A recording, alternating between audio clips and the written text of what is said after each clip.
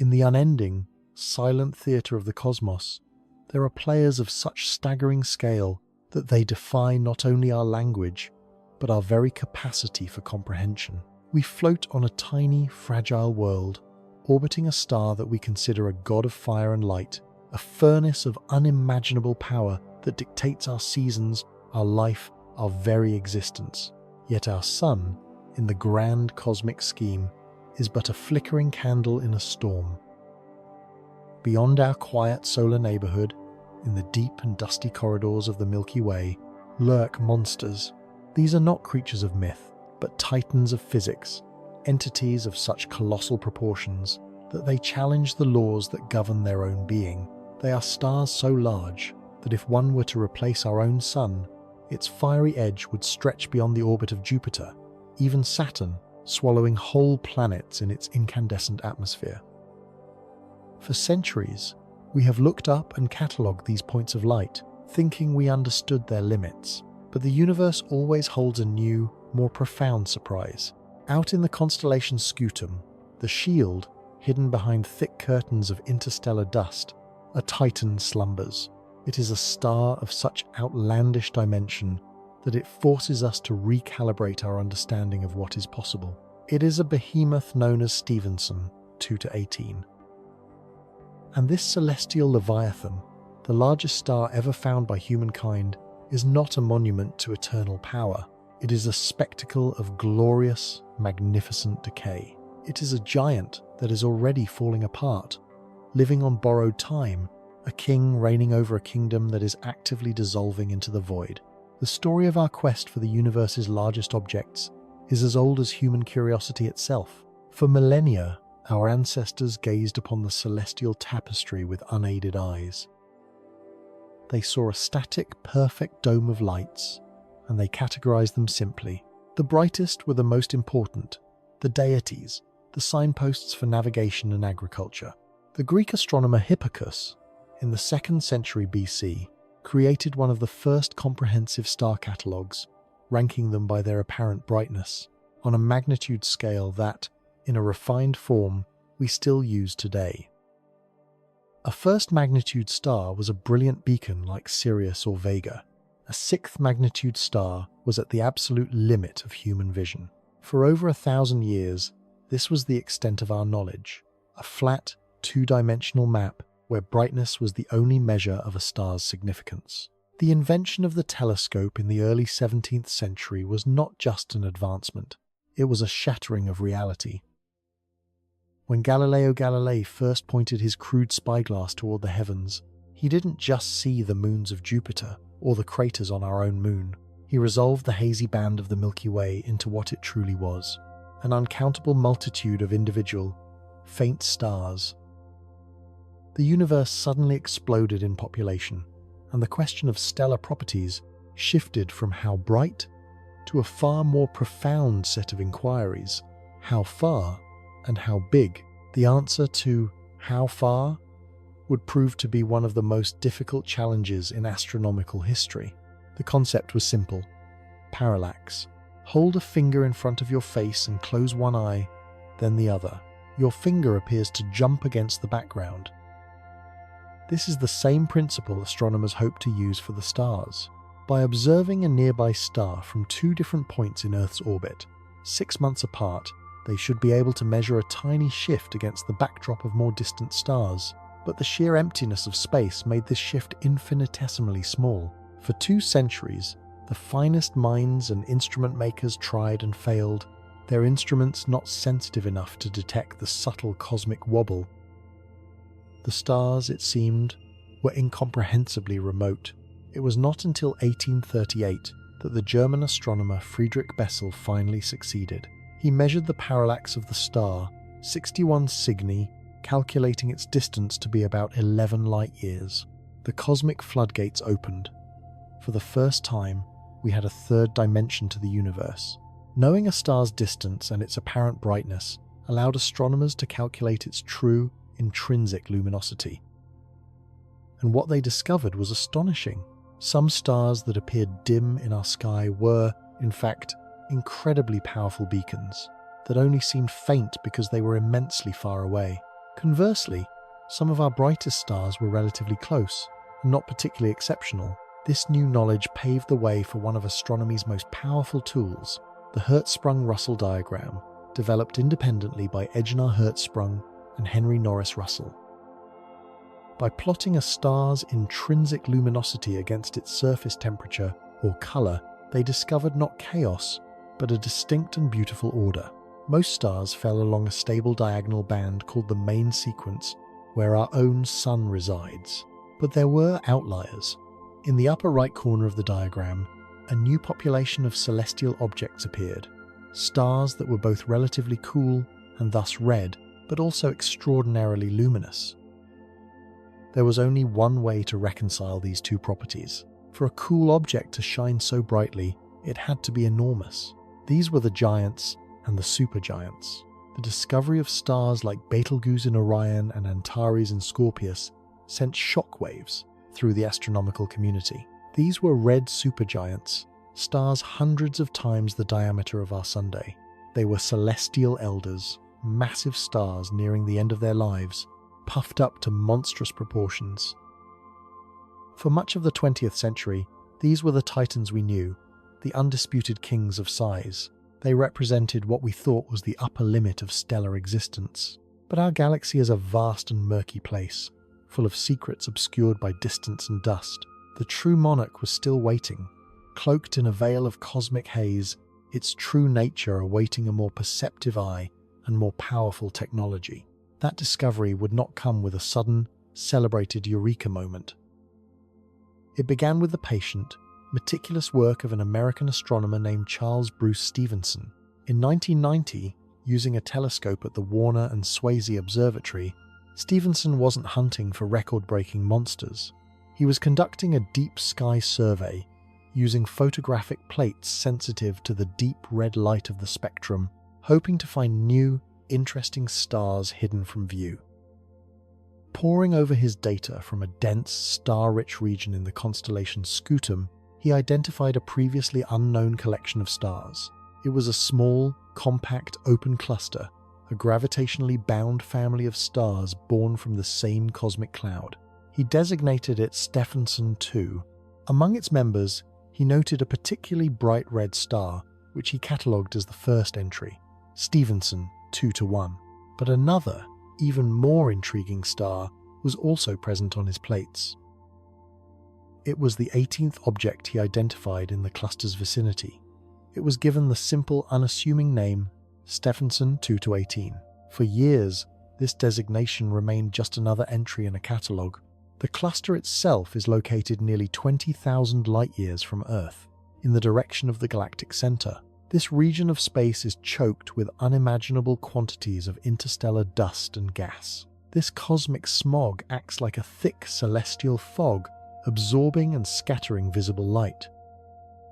To optical telescopes, the Stephenson 2 cluster is virtually invisible, its light dimmed by a factor of thousands before it reaches us. It was a phantom, a ghost cluster, whose true nature was concealed. The key to unlocking its secrets lay not in the light we can see, but in the light we cannot, infrared. Infrared radiation, with its longer wavelength, can penetrate through the dust clouds, far more effectively than visible light. As infrared astronomy matured in the early 21st century, astronomers turned their new, powerful eyes toward this obscured region. What they saw was breathtaking. The Stephenson 2 cluster was not just a minor collection of stars.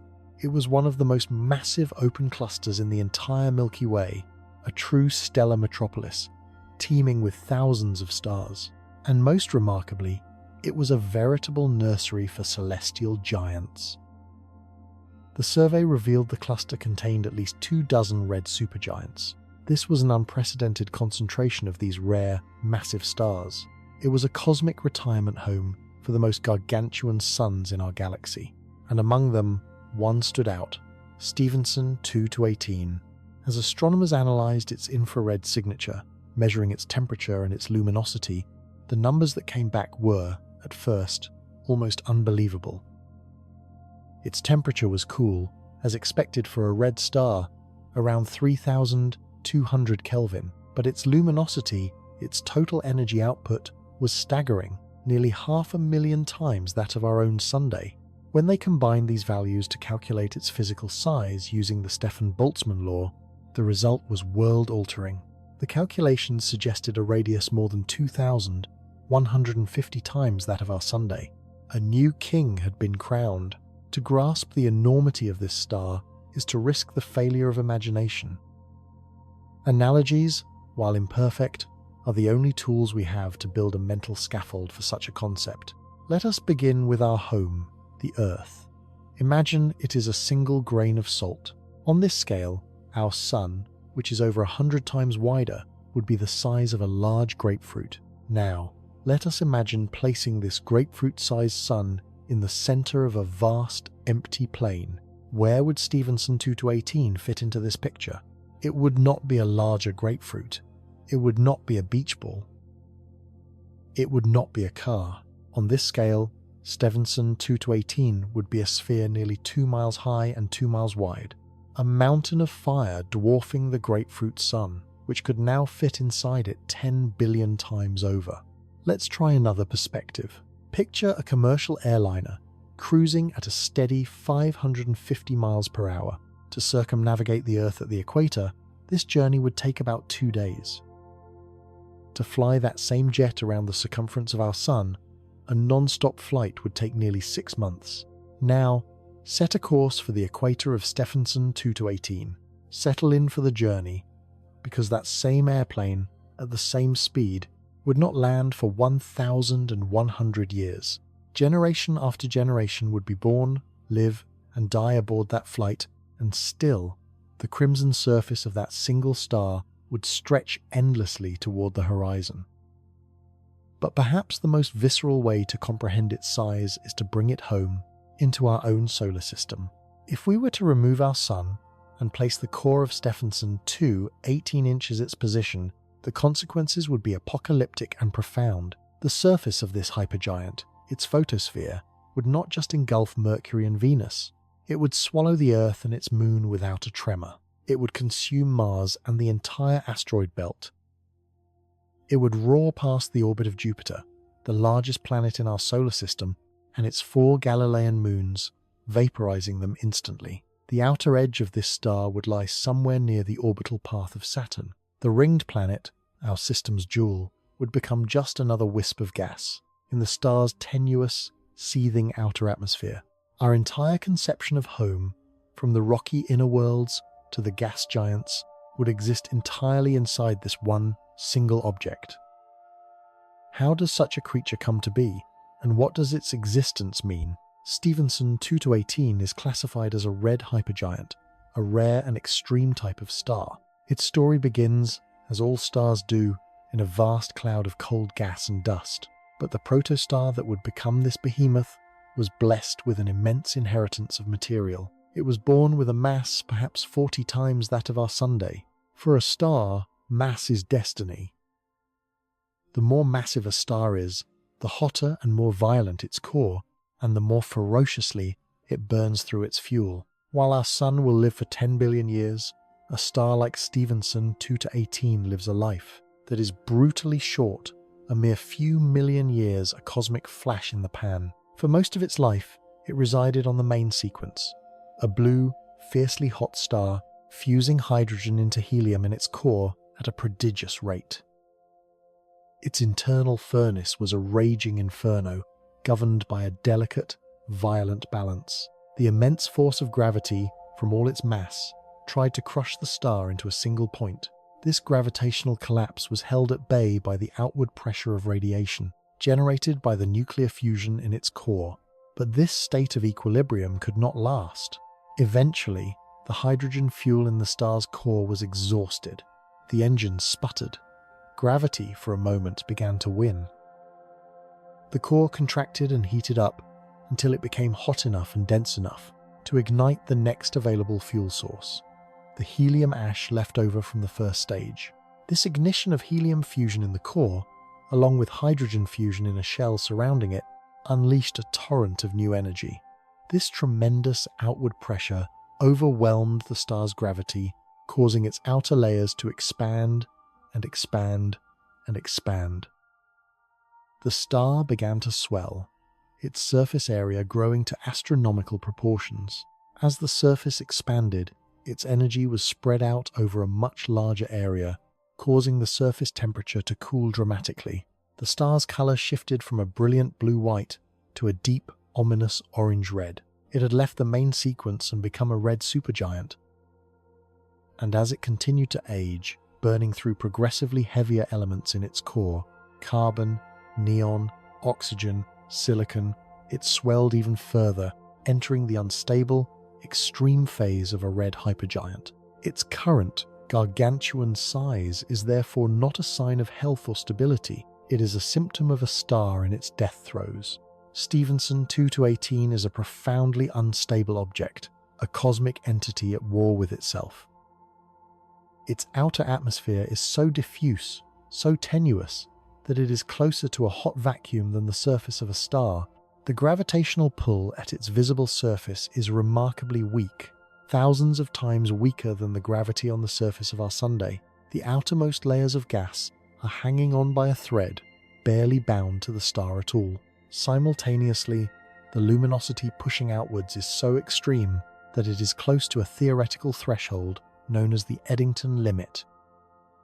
This is the maximum luminosity a star can achieve before the outward pressure of its own light literally becomes stronger than the inward pull of its gravity. When this happens, a star will begin to blow itself apart, and that is precisely what we are witnessing.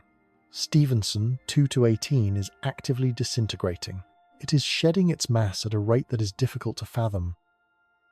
Violent pulsations and convection currents deep within the star send shockwaves, rippling through its vast envelope, ejecting colossal plumes of gas and dust into space. Its stellar wind is not a gentle breeze, but a constant, high-velocity hurricane of matter carrying away the equivalent of many Earth masses every single year. Surrounding the star, we can detect vast, complex shells of expelled material, ghostly shrouds of its former self, testaments to its ongoing self-destruction. This glorious, bloated form is a temporary, fleeting state. The giant is hemorrhaging, its life force bleeding out into the cold vacuum of space, setting the stage for its final, cataclysmic act. The fate of a star like Stephenson 2-18 is sealed by the unyielding laws of nuclear physics. Inside its core, the fusion process continues, creating a layered onion-like structure. At the center, silicon is fusing into iron, and iron is the end of the line. For all the elements lighter than iron, the process of nuclear fusion releases energy. It is this energy that has supported the star against gravity for millions of years. But iron is different. Fusing iron atoms together does not release energy, it consumes it. Iron is the ultimate cosmic ash. Once the star's core is converted to iron, its energy source is gone, the furnace is extinguished. In that moment, the delicate balance that has defined its entire existence is irrevocably broken. What happens next is one of the most violent events in the entire universe. With the outward radiation pressure gone, gravity wins, and it wins instantly and catastrophically. The iron core, an object already the size of the Earth but containing the mass of several suns, collapses in on itself. In less than a second, it shrinks from the size of a planet to a ball no larger than a city, a hyperdense neutron-rich object. The outer layers of the star, all 2,000 solar radii of them, suddenly find they have nothing left to stand on. A volume of space larger than the orbit of Saturn begins to freefall inwards, crashing down onto the newly formed, incredibly dense core at a quarter of the speed of light. The material rebounds off this unyielding core, creating a shockwave of unimaginable power.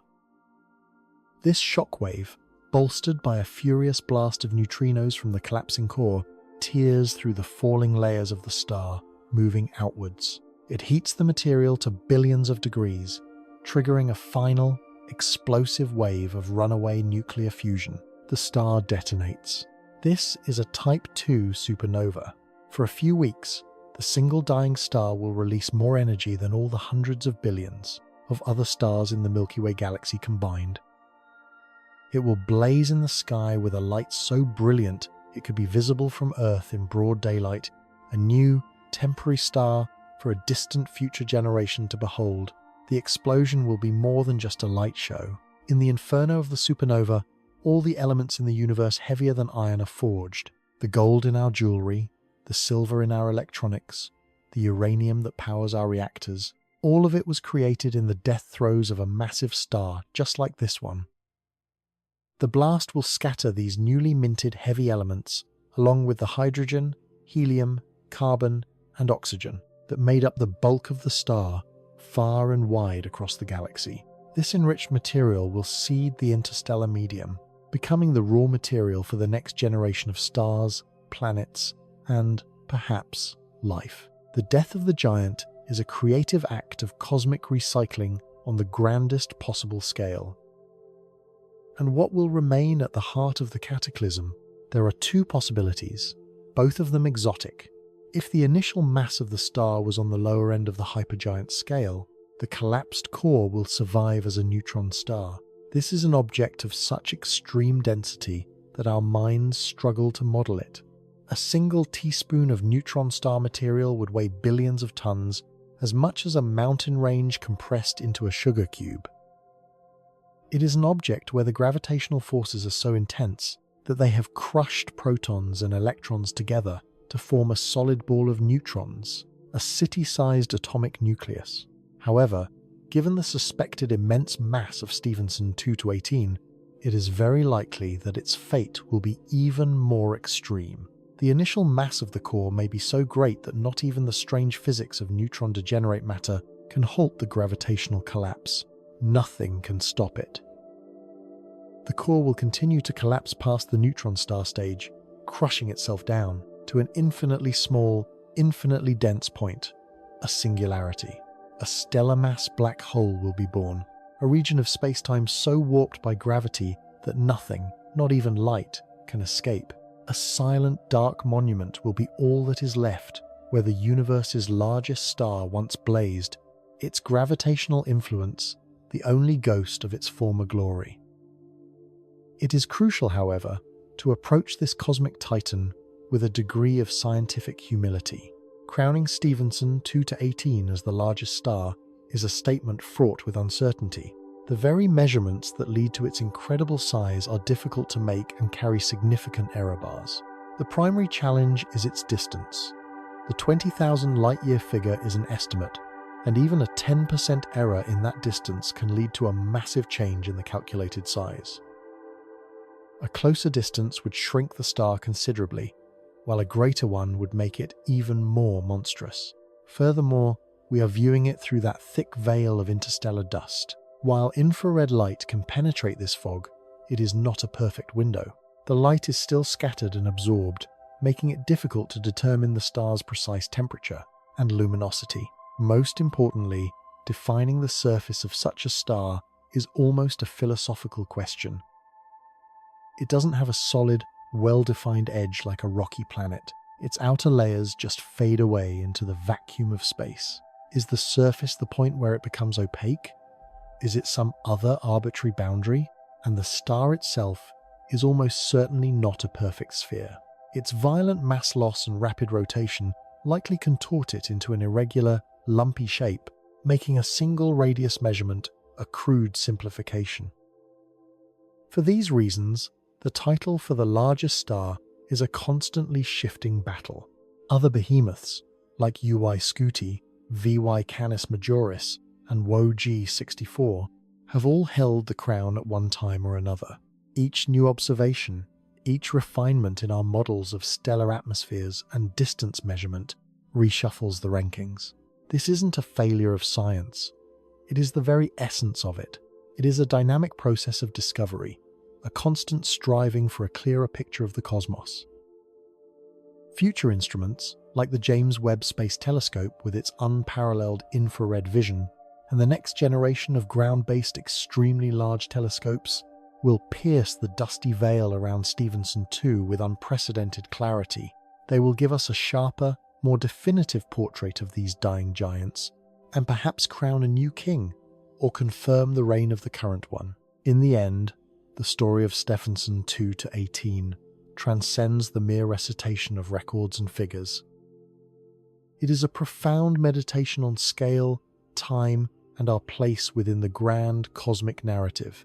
We are beings of fleeting moments, living on a speck of dust, and yet we have developed the means to witness and comprehend a star so vast it could contain our entire solar system, so far away that the light we see tonight began its journey when humans were first discovering agriculture.